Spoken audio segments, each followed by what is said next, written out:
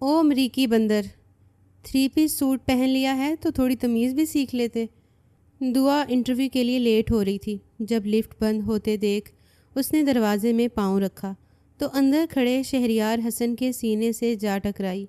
اس کی فائل اور دوپٹہ نیچے جا گرا، مگر شہریار ٹس سے مس نہ ہوا تو دعا کا خون کھول اٹھا۔ تبھی وہ اسے ٹھیک ٹھاک سنا گئی، مگر وہ مقابل خاموش رہا۔ مبارک مس دعا، آپ کی سلیکشن ہو گئی ہے۔ آپ باس آفس سے اپائنٹمنٹ لیٹر لے لیں۔ HR مینیجر کی اطلاع پر اسے لگا جیسے اس نے دنیا فتح کر لی ہو۔ چہرے پر فخریہ مسکراہٹ سجائے وہ اندر داخل ہوئی تو باس چیئر پر شہریار کو دیکھ اس کا رنگ زرد پڑا۔ ویلکم مس دعا، آپ امریکی بندروں پر تفصیلی رپورٹ بنائیں، آپ کا پہلا ٹاسک ہے۔ کمرے میں مکمل اندھیرا چھایا ہوا تھا۔ شہریار افندی، دنیا کا جانا مانا بزنس مین، شرٹ لیس، ہاتھ میں مشروب تھامے دیوار گیر ونڈو کے سامنے کھڑا پورا شہر دیکھ رہا تھا۔ شہر کی جگمگاتی ہوئی روشنی اس کے انابی لبوں پر مسکراہٹ بکھیر چکی تھی، لیکن اگلے ہی لمحے نسوانی لمس اسے اپنی کمر پر محسوس ہوا تھا۔ وہ کوئی رد عمل دیتا وہ نسوانی وجود اس سے لپٹ گیا تھا۔ اس کے چہرے کے زاویے سخت ہوئے تھے۔ چند لمحے بعد کمرے میں نسوانی آواز گونجی، جان 2 گھنٹے ہو گئے مجھے آئے ہوئے، ابھی تک تم نے مجھے اپنی قربت نہیں بخشی، اور کتنا مجھے انتظار کرنا ہوگا۔ میں تمہارے لیے آج پورا سچ کر آئی ہوں۔ میں چاہتی ہوں آج تم اپنے لمس سے مجھے سیراب کرو۔ وہ پلٹا تھا اور سوئچ پر ہاتھ مار کر کمرہ روشن کر گیا۔ اونچا لمبا دراز قد، چوڑی جسامت، کثرتی وجود، خوبصورت حسین چہرہ۔ وہ دیکھنے میں کسی ریاضت کا شہزادہ معلوم ہوتا تھا، لیکن اس شہزادے کی آنکھوں میں واضح ناگواری تھی، کیونکہ سامنے موجود لڑکی بے حد نامناسب لباس میں تھی۔ وہ لباس اس کے وجود کو ڈھانپنے میں بالکل مددگار ثابت نہیں ہو رہا تھا۔ اس لمحے اگر کوئی اور مرد اس حسین دوشیزہ کے سامنے کھڑا ہوتا، ایک لمحہ لگاتا اس کی عزت کو نوچنے میں، لیکن سامنے شہریار افندی تھا جو ایک مضبوط اعصاب کا مالک تھا۔ وہ مزید اس کے نزدیک ہوئی تھی، اس حد تک نزدیک ان دونوں کی سانسیں ایک دوسرے کے چہرے پر محسوس ہو رہی تھیں۔ وہ اپنی آنکھیں اس کی آنکھوں میں گاڑتے ہوئے بولی، آج میں چاہتی ہوں تم مجھے اپنا بنا لو، اپنی قربت بخش کر مجھے ہمیشہ کے لیے اپنا کر لو۔ میں تمہارے لیے آج ہر حد پار کر کے آئی ہوں۔ شدت جذبات سے اس کی آواز لرز رہی تھی۔ ابھی وہ مزید کچھ کہتی جب اچانک شہریار نے اپنا بازو اس کی کمر کے گرد لپیٹا تھا۔ ایک لمحے کے لیے ساجدہ کی دھڑکن تیز ہوئی تھی، لیکن چہرے کی مسکراہٹ ایک لمحے بھی غائب نہیں ہونے دی تھی۔ وہ مزید اسے اپنے قریب کھینچ چکا تھا۔ وہ اس کی آنکھوں میں دیکھتے ہوئے بولا، ایک لمحہ لگے گا، اگر میں نے ایک جھٹکا دیا تمہاری کمر کی ہڈی ٹوٹ جائے گی۔ وہ پریشانی سے اسے دیکھنے لگی تھی۔ وہ مزید بولی، تمہیں کیا لگا تھا اس کمرے میں بلا کر میں تمہیں اپنی قربت بخشوں گا؟ اس قابل ہو تم؟ نہ جانے کتنے مردوں کا بستر گرم کر چکی ہو تم جیسی عورت کے قریب جا کر خود کو برباد کروں گا؟ پاگل سمجھا ہوا ہے مجھے؟ وہ جو اس کے لبوں سے اپنے لیے محبت بھرے الفاظ کی منتظر تھی، اس کے لمس کی منتظر تھی۔ اس کے الفاظ سن کر چہرہ یک دم سرخ ہوا تھا۔ اہانت کے احساس سے وہ پوری لال ہو گئی تھی۔ اگلے ہی لمحے شہریار اسے دور جھٹک چکا تھا۔ وہ بے اختیار زمین بوس ہوئی تھی۔ شہریار نے اپنی شرٹ اٹھائی تھی اور پہنی تھی، ٹیبل پر رکھے ہوئے کاغذات اٹھا کر اس کے منہ پر مارے تھے اور نہایت سخت لہجے میں بولا، اپنے باپ سے کہہ دینا ان کاغذات پر دستخط کر دے، ورنہ اس کا کاروبار، اس کی جائیداد اور اس کی یہ بازارو بیٹی میرے ہاتھوں میں مسل دی جائے گی اور پھر سب تباہ ہو جائے گا۔ تمہیں بلانے کا مقصد تھا تمہیں تمہاری اوقات یاد دلانا۔ تم میرے پاؤں کی دھول بھی نہیں ہو۔ تم جیسی عورت کو میں اپنے سامنے کھڑا کرنا پسند نہیں کرتا۔ تمہیں کیا لگا تھا میں تمہارے ساتھ بستر پر وقت گزاروں گا؟ تم 1000 بار اپنا وجود دو، پھر بھی نہیں لوں گا، تب بھی میں تمہیں ہاتھ لگانا پسند نہیں کروں گا۔ جو عورت اپنا آپ مردوں کے سامنے پیش کرے، خود کو کھانے کے طور پر مرد کو دے، ایسی عورت پر میں 1000 بار لعنت بھیجتا ہوں۔ بے شک میری تربیت، میرا وقت لندن میں گزرا ہے، لیکن ایک بات ذہن نشین کر لو لڑکی، میں آج بھی پاکستانی ہوں اور یہ میرے لیے زنا ہے۔ میں مر سکتا ہوں لیکن یہ نہیں کروں گا۔ اپنے باپ کو کہہ دینا چال بہت اچھی چلی ہے، لیکن کھلاڑی اس نے اپنے لیے اچھا منتخب نہیں کیا۔ یہ کہہ کر وہ بنا پلٹے کمرے سے نکل گیا۔ اس کے باہر نکلتے ہی گارڈ فوراً اس کی حفاظت میں آگے پیچھے ہوئے تھے۔ آخر کو بزنس کی دنیا کا جانا مانا شخص تھا، جس نے کم عمری میں ہی اتنا نام کمایا تھا کہ لوگ اس کے سامنے سر اٹھاتے ہوئے بھی گھبراتے تھے۔ اندر بیٹھی ساجدہ غصے سے لال سرخ ہو چکی تھی۔ اگلے ہی لمحے اس نے ٹیبل سے گلاس اٹھا کر دیوار پر دے مارا تھا۔ کانچ کا گلاس کئی حصوں میں تقسیم ہو گیا تھا۔ وہ غصے سے چلائی، آہ شہریار افندی، اگر میں نے تمہیں برباد نہیں کیا تو میرا نام ساجدہ سلمان نہیں۔ بہت گھمنڈ ہے نا تمہیں اپنی تربیت پر، اپنے وجود پر۔ تمہیں ایک وقت بعد اپنے سامنے گھٹنوں کے بل بٹھاؤں گی۔ تمہاری صرف ایک کمزوری میرے ہاتھ آنے دو۔ تمہیں برباد نہ کیا تو میرا نام ساجدہ نہیں۔ وہ اسے یونیورسٹی سے جانتی تھی۔ لندن میں ان دونوں نے تعلیم ساتھ حاصل کی تھی۔ اس کا سب سے الگ رہنے کا انداز ساجدہ کے دل کو بہت بھایا تھا۔ وہ دیکھنے میں بلا کا حسین تھا۔ وہ ہر قیمت پر اسے حاصل کرنا چاہتی تھی۔ اپنے باپ کے ساتھ مل کر اس نے پورا منصوبہ بنایا تھا اور اسے بزنس کے ایک کیس میں ایسا الجھایا کہ ہر قیمت پر اسے ساجدہ کے باپ سے مدد مانگنی پڑی تھی۔ لیکن جیسے ہی شہریار کو ساجدہ اور اس کے باپ کی پلاننگ کی سمجھ آئی، اگلے ہی لمحے وہ اپنے لیے ایک دوسرا راستہ اختیار کر گیا تھا اور آج ساجدہ کو بلا کر اسے اس کی اوقات یاد دلائی تھی۔ لیکن وہ نہیں جانتا تھا اس بار وہ اپنے لیے کتنا بڑا گڑھا کھود چکا ہے۔ دوسری جانب اس پر تیش حویلی میں خاموشی چھائی ہوئی تھی۔ رات کی تاریکی ہر سو پھیلی ہوئی تھی۔ وہ معصوم حسین دوشیزہ حویلی کی لاڈلی شہزادی نائٹ ڈریس پہنے بکھرے بالوں کے ساتھ شاہد صاحب کے کمرے کے باہر کھڑی ہوئی تھی۔ اس کے معصوم نقوش سختی میں ڈھلے ہوئے تھے، آنکھوں میں عزم سجائے وہ اپنی بات منوانے کے لیے تیار تھی۔ گہری سانس لے کر اس نے دروازے پر دستک دی تھی۔ پہلی دستک پر ہی اسے اندر سے اجازت مل گئی تھی۔ آ جاؤ، دروازہ کھلا ہے۔ ان کی بھاری آواز سن کر اس کے دل کی دھڑکن تیز ہوئی تھی۔ ایک لمحے کے لیے دل کیا دروازے سے ہی لوٹ جائے۔ جانتی تھی نانا میاں کا موڈ اگر خراب ہوا اس کے لیے مشکل ہوگی، مگر وہ ہمت ہارنا نہیں چاہتی تھی۔ دروازہ کھول کر اندر داخل ہوئی۔ وہ صوفے پر بیٹھے معمول کے مطابق کتاب پڑھ رہے تھے۔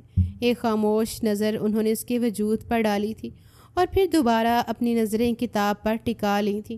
اس کے انداز سے ہی انہیں علم ہو گیا تھا وہ کیا کہنے آئی ہے۔ وہ کچھ دیر انہیں ٹیڑھی نظروں سے گھورتی رہی تھی اور پھر اپنا پاؤں زمین پر پٹک کر بولی، آپ آج فیصلہ کر لیں، یا تو آپ کی نواسی یا پھر آپ کی پسند کی ہوئی نوکری۔ ہم دونوں میں سے آپ کو صرف ایک ملے گا۔ اگر آپ نے مجھے زبردستی نوکری پر لگایا تو یہ بات آپ ذہن نشین کر لیں نانا میاں، میں کبھی بھی ہنسوں گی نہیں، نہ وقت پر کھانا کھاؤں گی اور نہ وقت پر سوؤں گی۔ اس کی بات سن کر انہوں نے کتاب بند کی تھی اور اسے مکمل توجہ سے دیکھا تھا۔ بھالو کے ڈیزائن کا نائٹ سوٹ پہنے وہ آج بھی 5 سالہ دعا لگ رہی تھی جو اس گھر میں آئی تھی۔ اس کی شرارتوں سے اور اس کے کہکہوں سے ملک ولا گونجتا تھا۔ اگر واقعی ان کی ضد نے ان کی معصوم سی دعا کو کہیں کھو دیا تھا تو خود کو وہ کبھی معاف نہیں کر پائیں گے۔ لیکن اپنی بیٹی کے خدشات یاد کر کے انہوں نے چہرے پر سختی طاری کی تھی اور بولے، مجھے نوکری ہی چاہیے، آگے جا کر میرا کاروبار تمہیں سنبھالنا ہے، لیکن نہ تمہارے پاس تجربہ ہے اور نہ تم مستقل مزاج ہو۔ اگر ایسا چلتا رہا تو میں سڑک پر آ جاؤں گا۔ بہتر ہوگا ابھی جاؤ اور آرام کرو، صبح سیدھا ایسے انڈسٹری چلی جانا۔ ان کی بات سن کر اس کے چہرے کے زاویے ناراضگی میں ڈھلے تھے۔ وہ انہیں دیکھتے ہوئے بولی، یہ جو آپ اتنے تیز ہوئے ہیں نا، سب پتہ ہے مجھے، یہ امی کی پڑھائی ہوئی پٹی ہے۔ ایک بات یاد رکھیے گا، اگر میرے ساتھ وہاں کسی نے سختی کی یا مجھ پر کام کا دباؤ ڈالا تو یہ جو آپ کی گرے گرے آنکھیں ہیں نا، ان سے کنچے نکالوں گی۔ ابھی آپ مجھے جانتے نہیں ہیں۔ اس کی بات سن کر ان کے لبوں پر ہلکی مسکراہٹ آئی تھی، مگر وہ اسے فوراً چھپا گئے تھے اور مصنوعی سنجیدگی سے بولے، تم جا رہی ہو یا میں اپنی جگہ سے کھڑا ہوں؟ ان کی بات سنتے ہی وہ فوراً کمرے سے باہر آئی تھی اور چہرے پر ہاتھ پھیر کر بولی، نانا میاں آپ کو تو دیکھ لوں گی۔ پاؤں پٹک کر وہ سیدھا اپنے کمرے کی طرف چلی گئی تھی۔ دعا فاطمہ دیکھنے میں جتنی معصوم اور شریف معلوم ہوتی تھی، شرارتوں میں شیطان کو بھی پیچھے چھوڑا ہوا تھا۔ باپ کے انتقال کے بعد وہ اپنی ماں کے ساتھ اپنے نانا کے گھر آ گئی تھی، اور جب سے باپ کی صورت میں اس نے اپنے نانا کو ہی دیکھا تھا، لیکن اس کی دن بدن بڑھتی ہوئی شرارتیں نائلہ بیگم کو پریشان کر چکی تھیں۔ یہی وجہ تھی شاہد صاحب نے اپنے اثر و رسوخ کی بنیاد پر اسے ایسے کمپنی میں انٹرویو کے لیے بھیجا تھا۔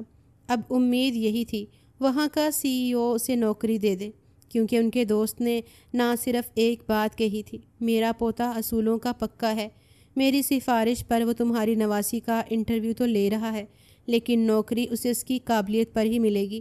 اب اللہ ہی جانتا ہے دعا فاطمہ کمپنی میں کیا چاند چڑھانے والی تھی۔ اگلی صبح کا سورج پوری آب و تاب سے روشن ہوا تھا۔ معمول کے مطابق دعا فاطمہ آج بھی وقت پر نہیں اٹھی تھی۔ یہی وجہ تھی وہ بھاگم بھاگ ایسے انڈسٹری پہنچی تھی۔ وہ بھاگتے ہوئے اندر آئی تو ریسیپشنسٹ نے اسے انٹرویو روم کا پوچھا تھا، اور پھر اگلے ہی لمحے لفٹ کی طرف بھاگی تھی۔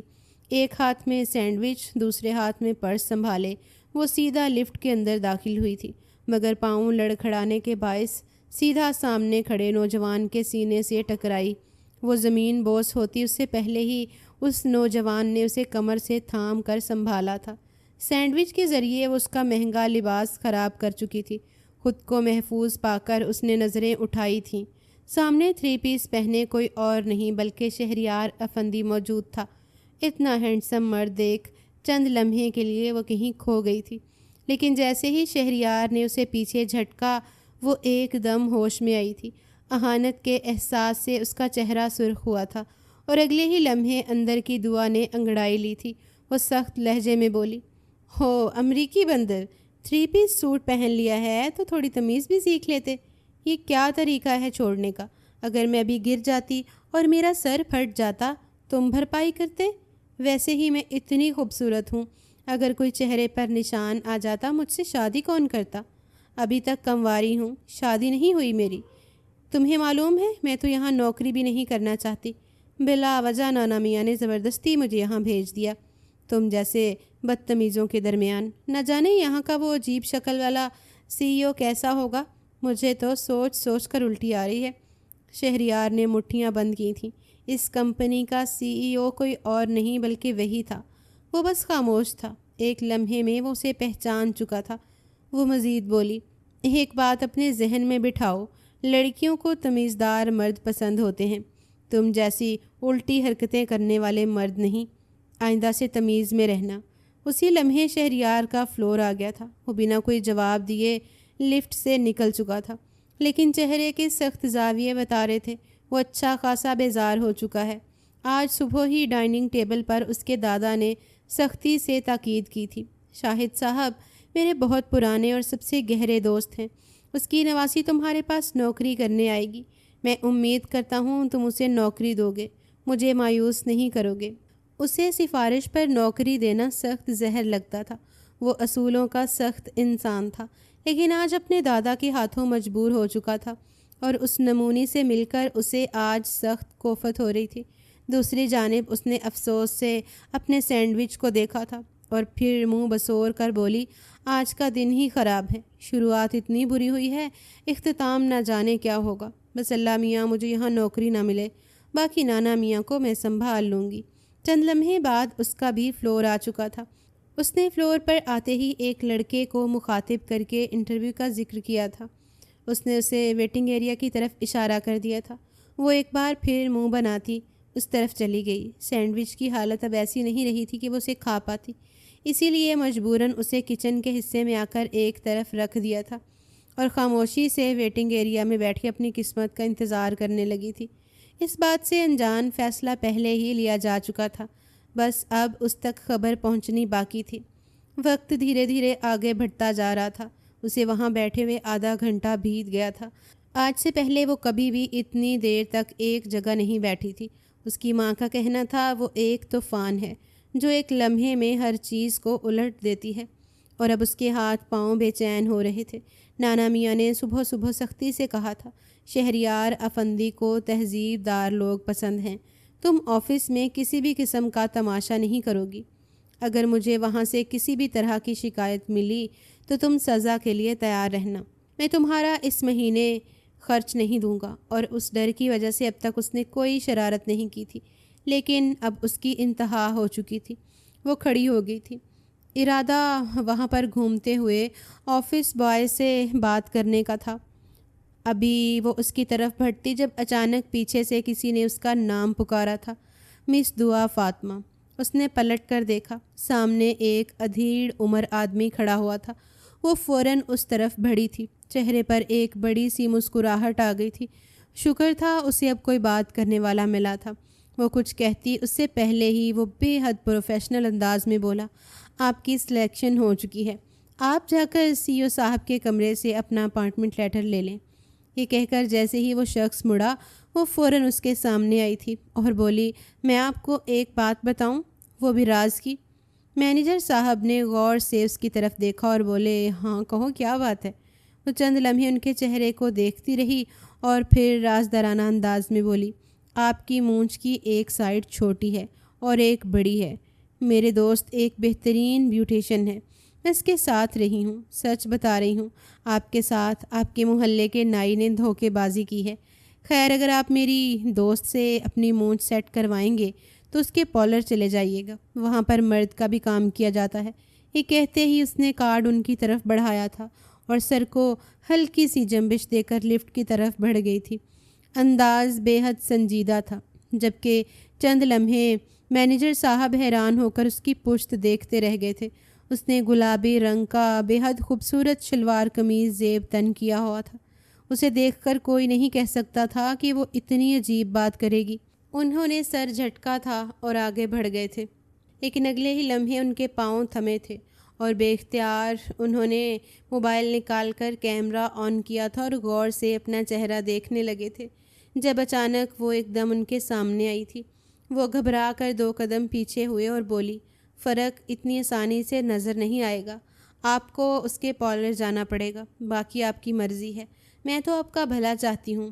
مینیجر صاحب کچھ کہتے اس سے پہلے ہی وہ لفٹ میں داخل ہو گئی تھی، جبکہ وہ اپنا دل تھام کے رہ گئے تھے۔ وہ لڑکی دل کا دورہ تھی، اس بات کا احساس انہیں ہو گیا تھا۔ بے اختیار انہوں نے دعا کی تھی، آج شہریار افندی کے قہر سے یہ معصوم لڑکی بچ جائے، کیونکہ اس کی باتوں اور اس کے انداز سے انہیں سمجھ آ گیا تھا وہ بہت شرارتی ہے، اور ایسے لوگ شہریار افندی کو ایک آنکھ پسند نہیں تھے۔ لیکن کوئی نہیں جانتا تھا قسمت کیسا پلٹا کھانے والی ہے اور اس آفس میں کیا کچھ ہونے والا ہے۔ سی او کے کمرے کے پاس پہنچ کر اس نے گہری سانس لی تھی، چہرے پر فتح یابی کی مسکراہٹ تھی۔ وہ نوکری کرنا نہیں چاہتی تھی، لیکن ریجیکٹ ہونا بھی نہیں چاہتی تھی۔ زندگی میں ہمیشہ اسے کامیابی ملی تھی۔ وہ چنچل، شرارتی، لاابالی ضرور تھی، لیکن ہمیشہ اس نے امتحان میں کامیابی حاصل کی تھی۔ یہی وجہ تھی شہریار نے اس کی سی وی دیکھ کر اسے نوکری دے دی تھی۔ اس نے دروازے پر دستک دی، اندر سے بھاری آواز آئی تھی، کم ان۔ وہ دروازہ کھول کر اندر داخل ہوئی۔ ابھی وہ سلام کرتی، جیسے ہی اس کی نظر سامنے موجود کرسی پر بیٹھے شخص پر گئی، وہ اپنی جگہ پتھر کی ہو چکی تھی، کیونکہ سامنے کوئی اور نہیں بلکہ شہریار افندی موجود تھا، جس سے ابھی کچھ دیر پہلے لفٹ میں ٹکر ہوئی تھی۔ وہ دل ہی دل میں بڑبڑائی، پہلے دن ہی گئی بھینس پانی میں، جبکہ شہریار اسے دیکھتے ہوئے سنجیدگی سے بولا، تو آپ کو الٹی آ رہی ہوگی میرے چہرے دیکھ کر، بہتر ہوگا واش روم سائڈ پر ہے، آپ وہاں چلی جائیے، میرا کمرہ خراب مت کریے گا۔ وہ انگلیاں چٹاختے ہوئے بولی، دراصل وہ ایسی بات ہے کہ ابھی وہ مزید کچھ کہتی اس سے پہلے ہی وہ بولا، انگلیاں چٹکانا بری عادت ہوتی ہے، مت کرو ایسا۔ وہ فوراً ہاتھ نیچے کر گئی تھی۔ وہ بولا، آپ کا پہلا ٹاسک ہے مس دعا فاطمہ، آپ امریکی بندروں پر رپورٹ تیار کریں گی۔ اس کی بات سنتے ہی اس کی آنکھیں بڑی ہوئی تھیں۔ وہ فوراً آگے بڑھی تھی اور بولی، میں معافی چاہتی ہوں، دراصل نانا میاں نے زبردستی بھیج دیا۔ آپ تو جانتے ہیں اتنی پڑھائی کرنے کے بعد جب آپ کو سفارش پر بھیجا جائے تو کتنا برا لگتا ہے۔ اس کی بات سن کر وہ بولا، نہیں، مجھے نہیں معلوم، کیونکہ مجھے کبھی سفارش پر بھیجا نہیں گیا۔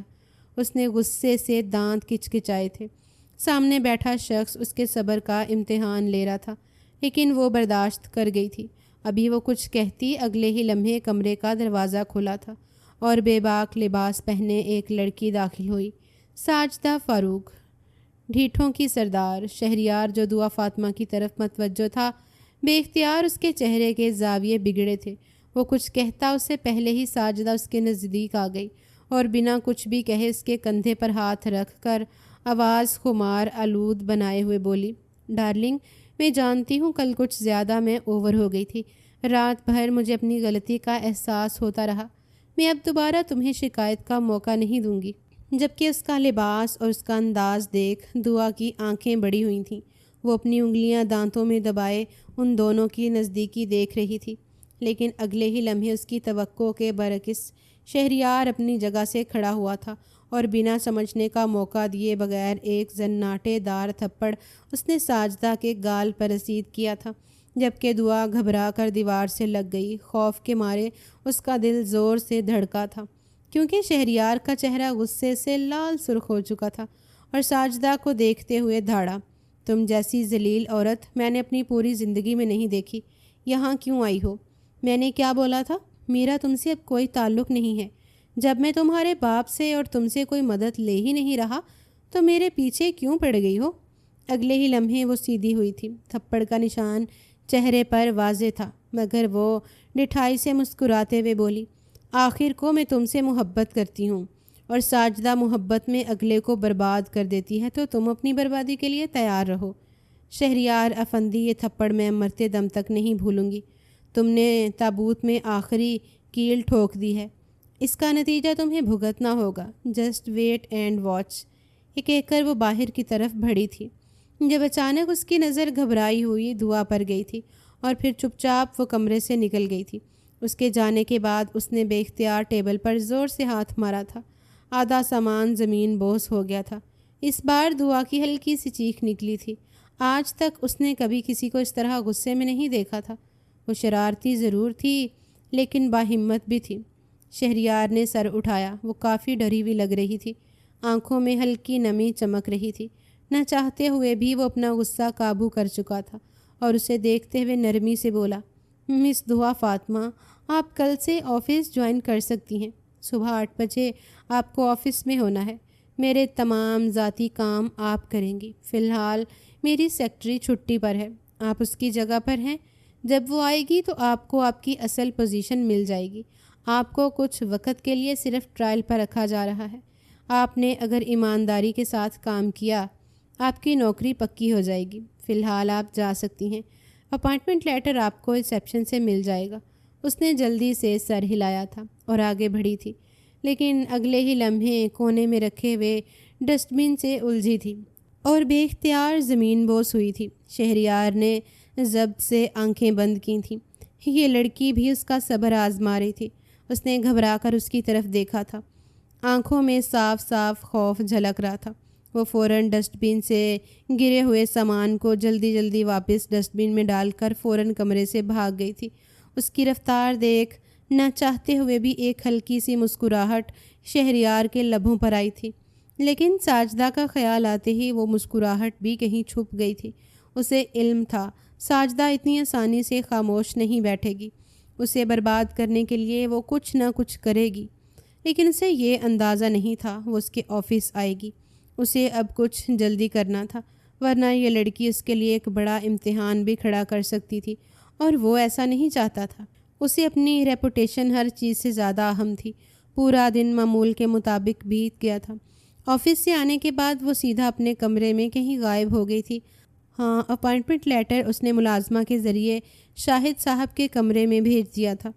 رات کی تاریکی ہر سو پھیلی ہوئی تھی۔ شاہد صاحب کے چہرے پر مسکراہٹ تھی۔ انہیں معلوم تھا ان کی نواسی نوکری حاصل کر لے گی۔ بے شک یہ نوکری سفارش کی تھی، مگر اس کے گریڈز نے اس نوکری کو حاصل کرنے میں مدد کی تھی۔ ابھی وہ فخر سے اس کا اپائنٹمنٹ لیٹر دیکھ ہی رہے تھے جب کمرے کے دروازے پر دستک ہوئی تھی اور اگلے ہی لمحے نائلہ بیگم داخل ہوئی تھیں۔ اپنی بیٹی کو دیکھ کر ان کے چہرے پر مزید مسکراہٹ پھیل گئی تھی۔ یہی تو ان کا سہارا تھی۔ نائلہ بیگم انہیں مسکراتا ہوا دیکھ ان کے قریب ہی بیٹھ گئی تھی۔ وہ اپنے باپ کے چہرے کو محبت پاش نظروں سے دیکھ رہی تھی، جس نے 15 سال سے انہیں کسی پھول کی طرح سنبھالا ہوا تھا۔ چند لمحے کمرے میں خاموشی رہی اور پھر شاہد صاحب گہری سانس لے کر بولے، خوش ہو، تمہاری بیٹی زندگی میں فائنلی کچھ کرنے لگی ہے۔ وہ بولی، میں خوش ہوں، لیکن ڈر بھی لگ رہا ہے۔ یہ لڑکی جتنی بڑی طوفان ہے، نہ جانے کیا کرے گی۔ ان کی بات سن کر وہ بے ساختہ ہنس پڑے تھے اور بولے، اس طوفان کے لیے شہریار افندی کا رشتہ آیا ہے۔ ان کی بات سنتے ہی وہ فوراً سیدھی ہوئی تھی اور بولی، کیا مطلب بابا؟ کیا کہنا چاہتے ہیں آپ؟ انہوں نے آگے بڑھ کر اپنی بیٹی کے دونوں ہاتھ تھام لیے تھے اور بولے، جتنی شرارتی اور چنچل ہماری دعا ہے، میں چاہتا ہوں اس کی زندگی ہمیشہ ایسے رہے۔ شہریار افندی کو میں ذاتی طور پر جانتا ہوں۔ لندن میں رہنے کے باوجود اس نے آج تک کبھی کوئی غیر اخلاقی حرکت نہیں کی۔ چند ہی سالوں میں اس نے اپنے دادا کے کاروبار کو آسمان کی بلندی پر پہنچا دیا۔ ماں باپ بچپن میں ہی گزر گئے تھے۔ صدیقی صاحب نے اس کو پالا ہے۔ جب میں ان کے گھر دعا کی سفارش کرنے گیا تھا، تب انہوں نے میرے سامنے اپنے پوتے کا رشتہ رکھا۔ ان کا کہنا ہے وہ اب اس کی شادی کرنا چاہتے ہیں، لیکن وہ رضامند نہیں ہے اور وہ اپنے گھر کے لیے ایک ایسی بہو چاہتے ہیں جس گھر میں رونق لگائے۔ میں کچھ دیر وہاں بیٹھا تھا اور میری بہت مختصر سی ملاقات شہریار افندی سے ہوئی تھی، لیکن وہ مجھے میری دعا کے لیے بہت اچھا لگا۔ یہی وجہ تھی کہ میں اور صدیق صاحب چاہتے تھے وہ دونوں ایک ساتھ کام کریں، ایک دوسرے کو سمجھیں۔ میرے خیال سے ہمیں اس طرف سوچنا چاہیے۔ ان کی بات سن کر وہ بالکل خاموش ہو گئی تھی، چہرے پر اداسی چھا گئی تھی۔ انہیں اداس ہوتا دیکھ وہ مزید بولے، میں جانتا ہوں تمہارے لیے دعا آج بھی 5 سال کی ہے، لیکن حقیقت اس کے برعکس ہے، وہ 20 کی ہو چکی ہے اور اب ہمیں فیصلہ لینا ہوگا۔ جلدی شادی نہیں کریں گے، لیکن اسے کسی کے نام کے ساتھ منسوب کرنا ہوگا۔ مجھے میری زندگی کا بھروسہ نہیں ہے اور تم اتنی سمجھدار نہیں ہو کہ میں تمہارے سہارے اپنی نواسی کو چھوڑ کر چلا جاؤں۔ ان کی بات سنتے ہی وہ فوراً تڑپ کر بولی، بابا خدا کے لیے ایسی باتیں مت کریں، اللہ آپ کو میری عمر لگا دے، آپ ہمیشہ میرے ساتھ رہیں گے۔ ان کی بات سن کر وہ بولے، لیکن فیصلہ لینا ہوگا، یہ باتوں کا حل نہیں ہے۔ وہ کچھ دیر خاموش رہی تھی اور بولی، میں اس پر زور زبردستی نہیں کروں گی۔ جس طرح میں نے اپنی زندگی میں جلد بازی کا مظاہرہ کیا اور نتیجہ تنہائی ملی، میں اپنی بیٹی کا مستقبل ایسا نہیں چاہتی۔ وہ اپنی مرضی سے فیصلہ لے گی اور میں اس کی مرضی کے مطابق اس کی شادی کروانا چاہتی ہوں۔ شہریار افندی کے ساتھ وہ وقت گزاریں، اگر وہ اسے اچھا لگا تو میں اس سے بات کروں گی۔ بابا لیکن میں وعدہ نہیں کرتی۔ ان کی بات سن کر انہوں نے اپنے گلے سے لگایا تھا اور نرمی سے بولے، مجھے تم سے اور دعا سے یہی امید ہے۔ وہ دن دور نہیں ہے جب اس گھر میں بھی شہنائیاں بجیں گی اور گھر میں خوشیاں آئیں گی۔ نائلہ بیگم کی آنکھیں نم ہو گئی تھیں۔ جوانی میں بیوہ ہونے کا دکھ آج بھی ان کے دل سے نہیں گیا تھا، مگر حالات کے ساتھ انہوں نے سمجھوتا کر لیا تھا۔ جبکہ دوسری جانب کمرے میں موجود دعا فاطمہ منصوبے بنا رہی تھی، کیسے اس نوکری سے جان چھڑانی ہے، کیونکہ شہریار افندی کا غصہ اس کے دل و دماغ پر حاوی ہو گیا تھا۔ بچپن سے اب تک اس نے صرف لاڈ بھری زندگی دیکھی تھی۔ ٹیچرز کو بھی سختی سے ہدایت تھی، کوئی اس کے ساتھ اونچی آواز میں بات نہیں کرے گا۔ یہی وجہ تھی کہ وہ شہریار کا اتنا غصہ دیکھ کر بہت بری طرح ڈر گئی تھی۔ رات قطرہ قطرہ کر کے پگھلتی جا رہی تھی۔ اگلی صبح کا سورج پوری آب و تاب سے روشن ہوا تھا۔ صبح 8 بجے فکس وہ ایسے انڈسٹری کے سامنے کھڑی ہوئی تھی۔ دل میں خوف عروج پر تھا، لیکن مجبور تھی۔ اگر کمپنی نہیں آتی، نانا میاں ناراض ہو جاتے۔ اسے اس مہینے کا خرچہ نہیں ملتا اور یہ اسے کسی قیمت گوارا نہیں تھا۔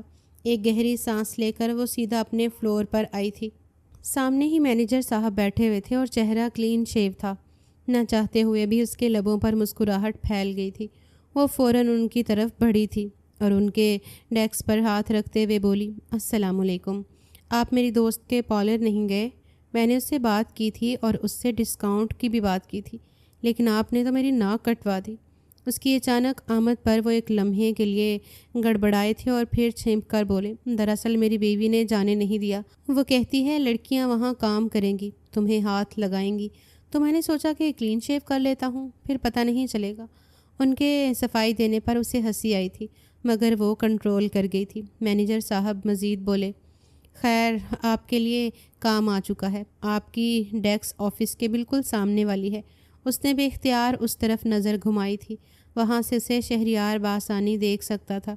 اس نے اب دوبارہ ان کی طرف دیکھا تو وہ اس کی طرف فائل بڑھاتے ہوئے بولے، سر نے کہا ہے کہ آپ کو امریکی بندروں پر رپورٹ تیار کرنی ہے۔ لیپ ٹاپ وغیرہ وہاں پر رکھ دیا گیا ہے، جو سرچنگ کرنی ہو آپ کر لینا، اور انہیں کام میں کوتاہی نہیں چاہیے۔ وہ حیرت انگیز لہجے میں بولی، یہ تو ٹیکسٹائل کمپنی ہے، یہ مجھ سے جانوروں کی جانچ کیوں کروا رہے ہیں؟ وہ بولے، یہ بات مجھے بھی سمجھ نہیں آئی تھی، میں نے ان سے پوچھا بھی تھا مگر انہوں نے خاموش کروا دیا تھا، اور آج آپ پورے 10 منٹ لیٹ آئی ہیں۔ آج میں کچھ نہیں کہہ رہا، لیکن اب اگر آپ کو دیری ہوئی تو مجھے رپورٹ آگے کرنی ہوگی۔ جبکہ وہ بنا کوئی جواب دیے خاموشی سے آ کر بیٹھ گئی تھی۔ گھور کر اس نے اندر بیٹھے شہریار کو دیکھا تھا اور خاموشی سے کام میں لگ گئی تھی۔ تقریباً 1.5 گھنٹے اسے رپورٹ تیار کرنے میں لگ گئے تھے، اور پھر وہ رپورٹ لیے سیدھا مینیجر صاحب کے پاس آئی تھی، اور انہوں نے حکم کے مطابق اسے شہریار کے آفس کی طرف روانہ کر دیا تھا۔ دروازے پر ہلکی دستک دے کر وہ اندر داخل ہوئی۔ سامنے ہی وہ ایک فائل پر جھکا مصروف تھا۔ اس کی آمد پر اس نے سر اٹھایا تھا۔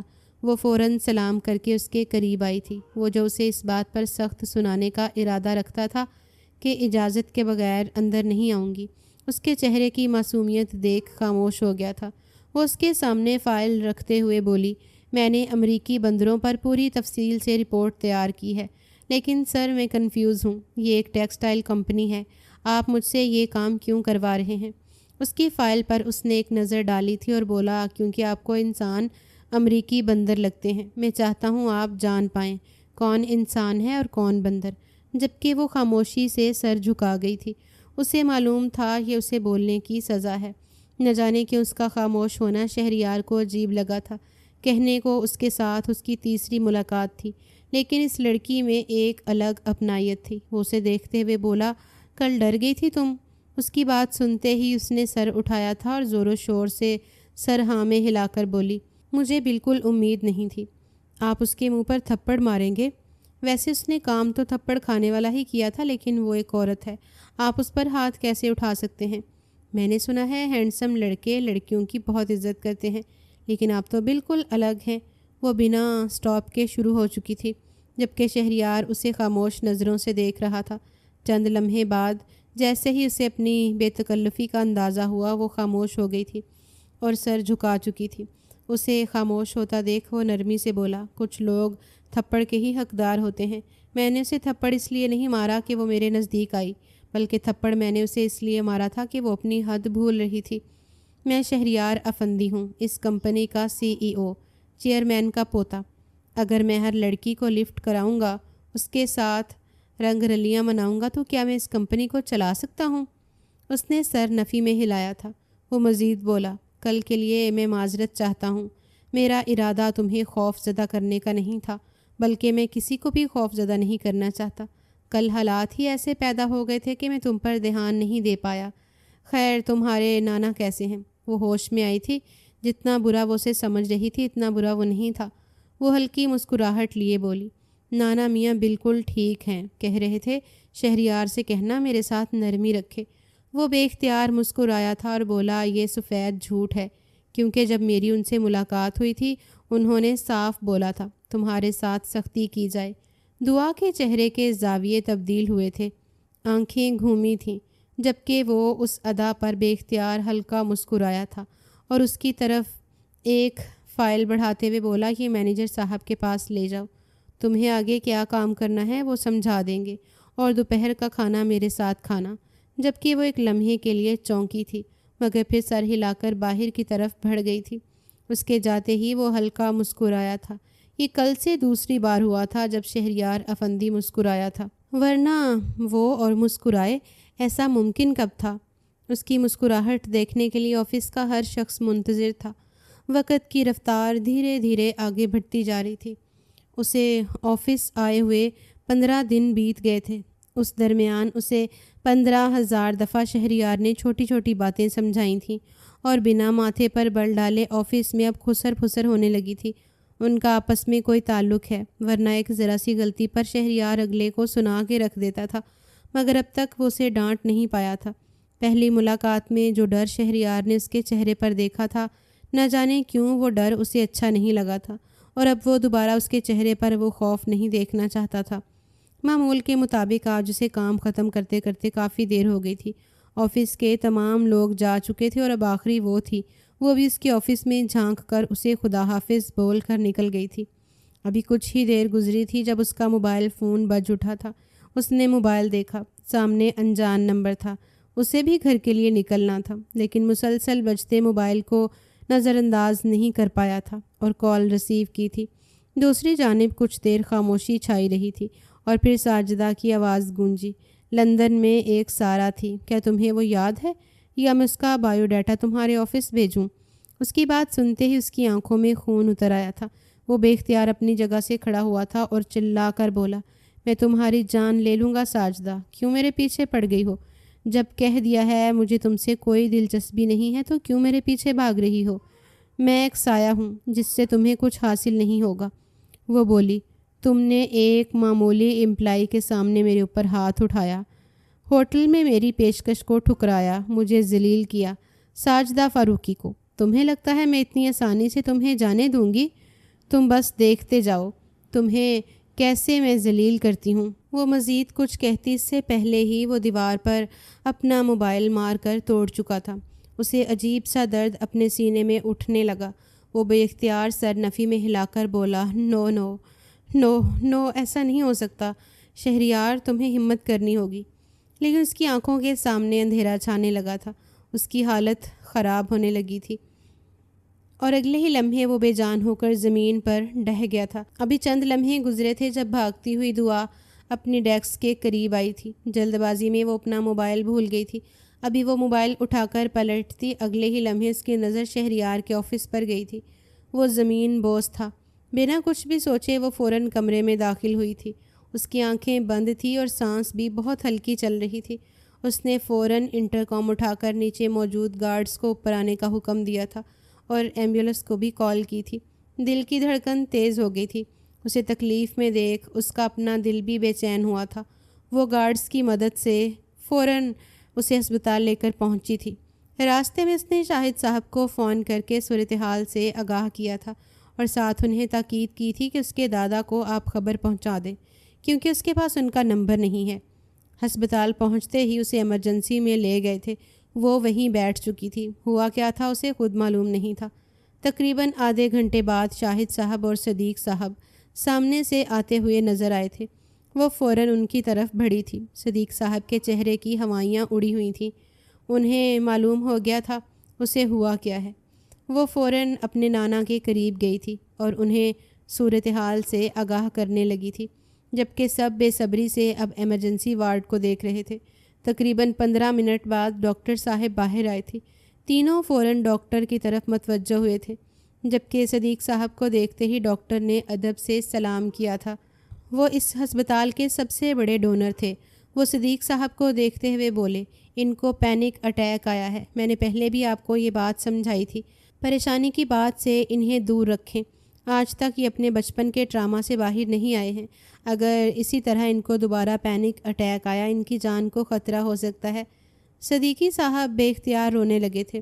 آگے بڑھ کر دعا نے ان کو سنبھالا۔ وہ سر جھکا کر بولے، اسے کچھ ہو گیا تو میں جیتے جی مر جاؤں گا۔ میرے بیٹے کی آخری نشانی ہے وہ کیوں کر رہا ہے اپنے ساتھ ایسا؟ میں کیا کروں؟ شاہد صاحب بھی ان کے قریب بیٹھ گئے تھے اور انہیں حوصلہ دینے لگے تھے، جبکہ دعا نم آنکھوں سے شہریار کے وارڈ کو دیکھ رہی تھی۔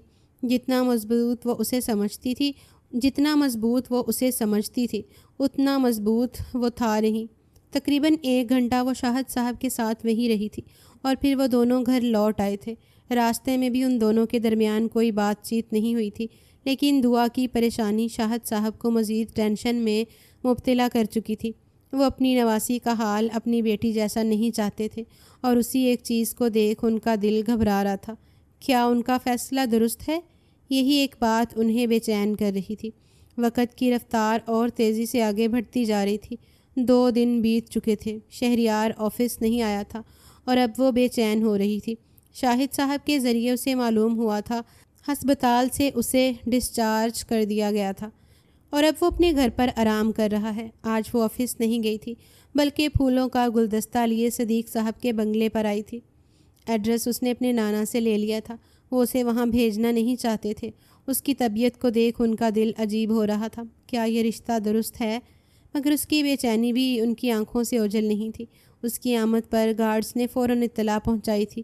شہریار کو جیسے ہی معلوم ہوا وہ آئی ہے، وہ فوراً اپنے کمرے سے نکل کر نیچے آیا تھا۔ وہ لاؤنج میں داخل ہو رہی تھی، شہریار کو دیکھتے ہی اس کے لبوں پر گہری مسکراہٹ آ گئی تھی، خاص کر اسے اپنے قدموں پر دیکھ۔ وہ فوراً اس کی طرف بڑھی تھی جبکہ وہ سنجیدہ تھا اور اس کی طرف پھول بڑھاتے ہوئے بولی، میں نے آپ کی صحت یابی کے لیے بہت دعائیں کی تھیں، شکر ہے آپ ٹھیک ہیں۔ آپ کے دادا کیسے ہیں؟ وہ بہت رو رہے تھے ہسپتال میں۔ اس کی بات سن کر وہ بولا، یہاں کیسے آنا ہوا اور گھر کا ایڈریس کیسے ملا؟ اس کے سوال پر وہ جواب دینے کے بجائے سوالیہ بولا تھا۔ وہ نرمی سے بولی، نانا میاں سے آپ کے گھر کا ایڈریس لیا تھا، مجھے آپ کی فکر ہو رہی تھی، نہ جانے آپ کی طبیعت کیسی ہے، بس اسی لیے آ گئی۔ اگر آپ کو برا لگا ہے تو میں چلی جاتی ہوں۔ اس کی بات سن کر وہ بولا، نہیں، میں تمہیں بلانے ہی والا تھا، بلکہ میں خود تم سے ملنا چاہتا تھا، آؤ بیٹھو، مجھے تم سے بات کرنی ہے۔ وہ حیران ہوئی تھی، بھلا اسے کیا بات کرنی ہے، لیکن پھر خاموشی سے اس کے ساتھ صوفے پر بیٹھ گئی تھی۔ کچھ دیر دونوں کے درمیان خاموشی رہی اور پھر شہریار اسے دیکھتے ہوئے بولا، مجھے معلوم ہے دعا فاطمہ آپ کتنی شرارتی ہیں اور میرے دادا چاہتے ہیں میری آپ سے شادی ہو جائے۔ وہ جو کچھ اور ہی سننے کا ارادہ رکھتی تھی، حیران ہو کر اسے دیکھنے لگی تھی۔ وہ مزید بولا، لیکن اس سے پہلے میں آپ کو کچھ بتانا چاہتا ہوں، مجھے شادی سے کوئی اعتراض نہیں ہے، میں آپ کی فیملی کو اور آپ کو بہت اچھے طریقے سے جان چکا ہوں، آپ کا کردار بہت پاک ہے، آپ ایک اچھی لڑکی ہیں، لیکن میں اچھا نہیں ہوں۔ لندن میں نے کئی سال گزارے ہیں، اپنی کالج کی پڑھائی، یونیورسٹی کی پڑھائی میں نے وہیں مکمل کی ہے۔ اس درمیان میری ایک گرل فرینڈ تھی سارا، مجھے نہیں معلوم تھا وہ لڑکی ڈرگ لیتی ہے۔ ہمارے درمیان بہت اچھی وابستگی تھی، مجھے اس کا بے باک انداز پسند تھا، لیکن جب مجھے معلوم ہوا وہ ڈرگ لیتی ہے، میں نے اسے سمجھایا تھا تم غلط کر رہی ہو، اپنی آنے والی نسل کے ساتھ بھی اور اپنے ساتھ بھی، کیونکہ ایسے انسان کا مستقبل موت ہے۔ وہ نہیں مانی تھی۔ کلبنگ کرنا، لڑکوں کے ساتھ گھومنا، مجھے اس کا یہ انداز پسند نہیں تھا۔ میں ایک مشرقی لڑکا تھا، اس نے میری بات نہیں مانی اور ہم دونوں الگ ہو گئے۔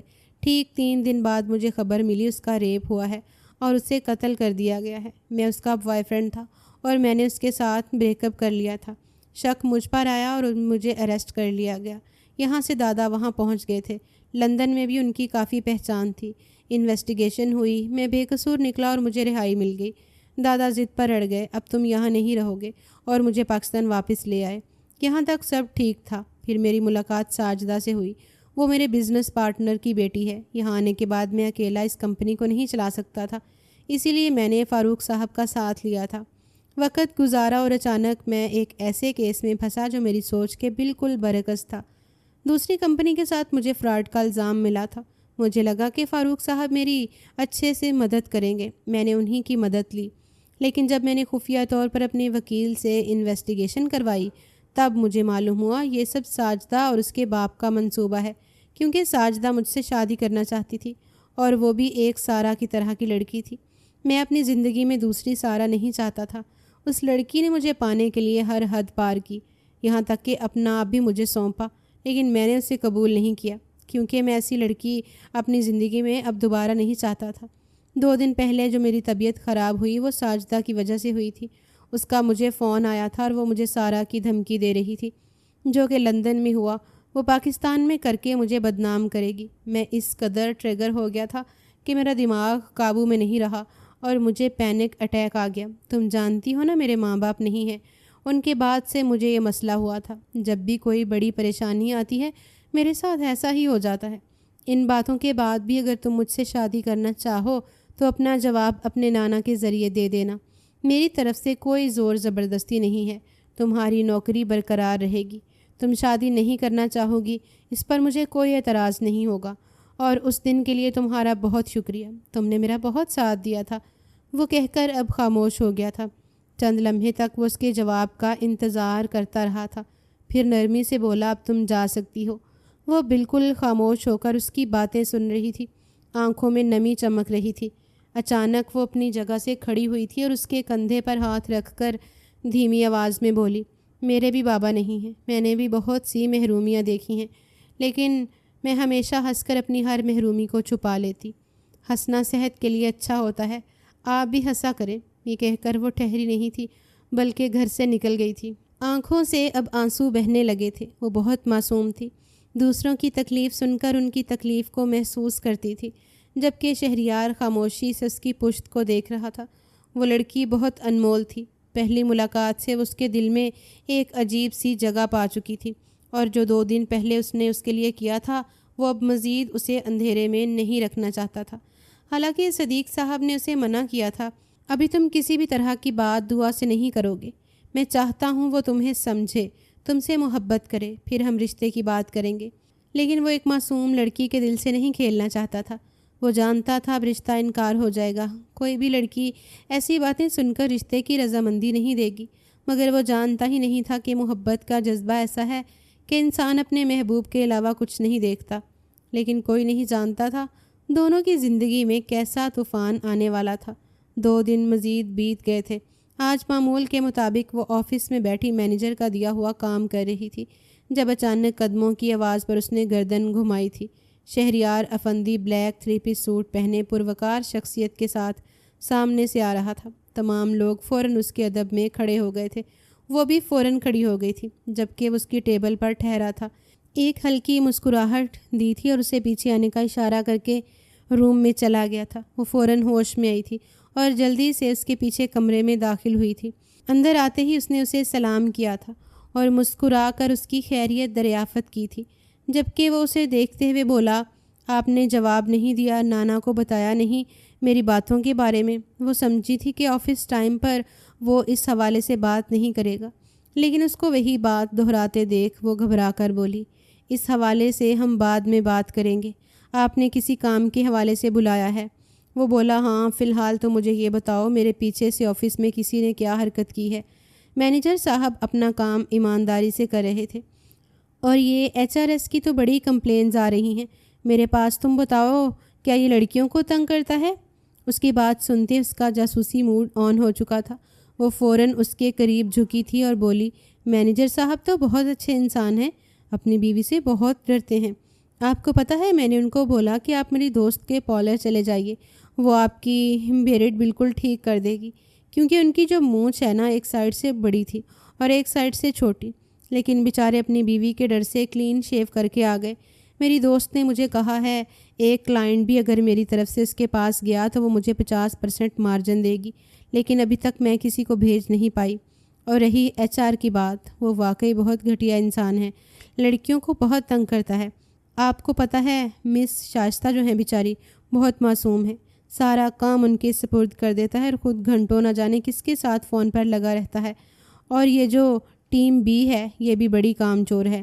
ان سب نے صرف اور صرف کینٹین میں ڈیرا جمایا ہوا ہے، کوئی کام ایمانداری سے نہیں کرتے، ساری ذمہ داری ٹیم A پر ہے۔ اور آپ کو پتہ ہے، وہ مزید کچھ کہتی اس سے پہلے ہی وہ بولا، ارے تم تو بہت بڑی چگل خور ہو لڑکی، میں نے صرف تم سے ان 2 لوگوں کے بارے میں پوچھا تھا، تم تو پورے آفس کی باتیں لے کر بیٹھ گئی۔ وہ بولی، میں چگل خور نہیں ہوں، ہاں بس سب پر نظر رکھتی ہوں۔ وہ بولا، یعنی مجھ پر بھی نظر رکھی ہوئی ہوگی، میری غلطی بتاؤ؟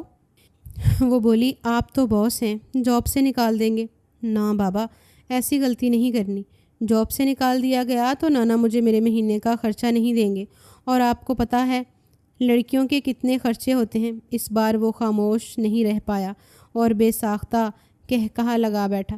وہ لڑکی واقعی طوفان تھی، شاہد صاحب نے پہلی ملاقات میں اسے یہی بولا تھا، میری نواسی طوفان ہے، اگر کوئی غلطی کر دے تو معاف کر دینا۔ ان کی بات یاد کر کے وہ مسکرایا تھا۔